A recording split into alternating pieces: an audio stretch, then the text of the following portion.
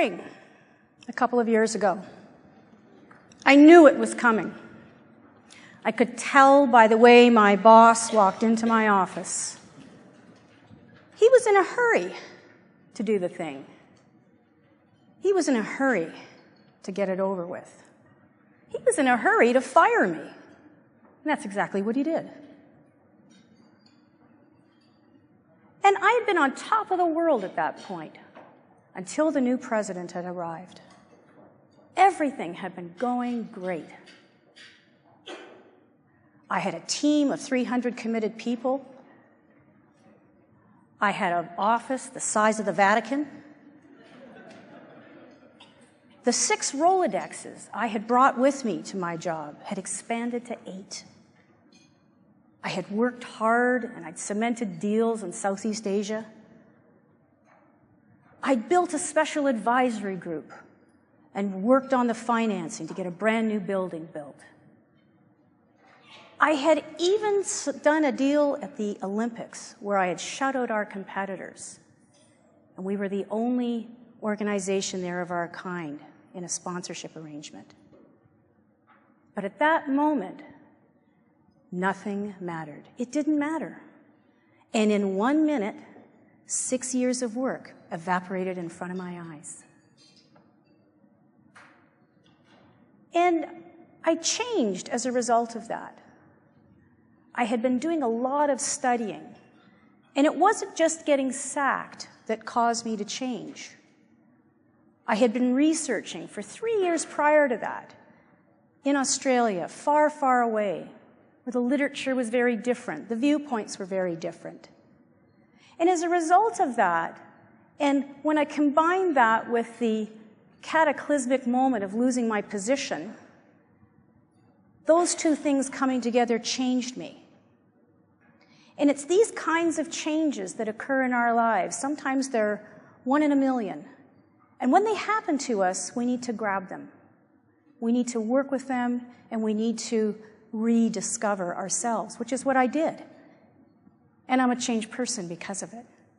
And I want to share some of my changes with you and talk about how we can create change and think about leadership in new ways. And when you think about it, my story is everybody's story.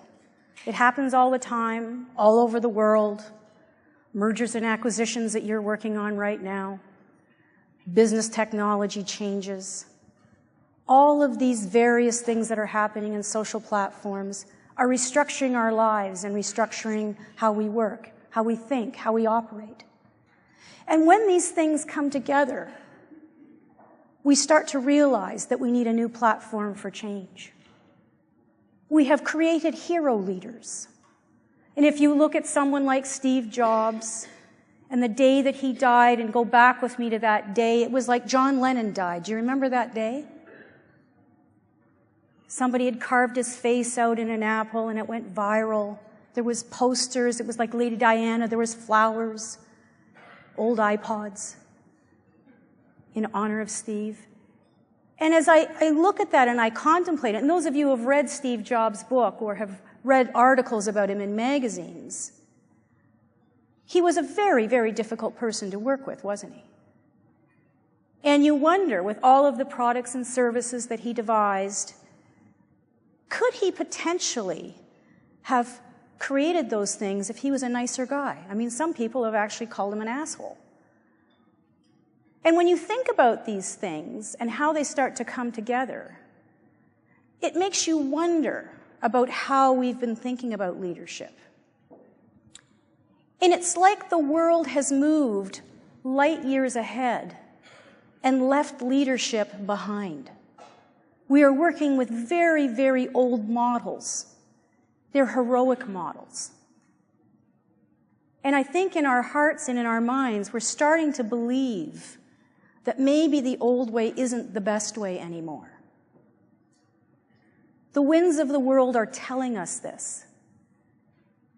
From the shattered voices of the Arab Spring to the battered voices in cities in Europe, to the jaded views that we see in North American cities, and to the cynicism we see in our native people. On top of all that, we're surrounded with literature about how leadership is working or not working. Seeds of doubt are being planted in our minds. And it really is a clarion call for us to step back and rethink how we've been thinking about leadership.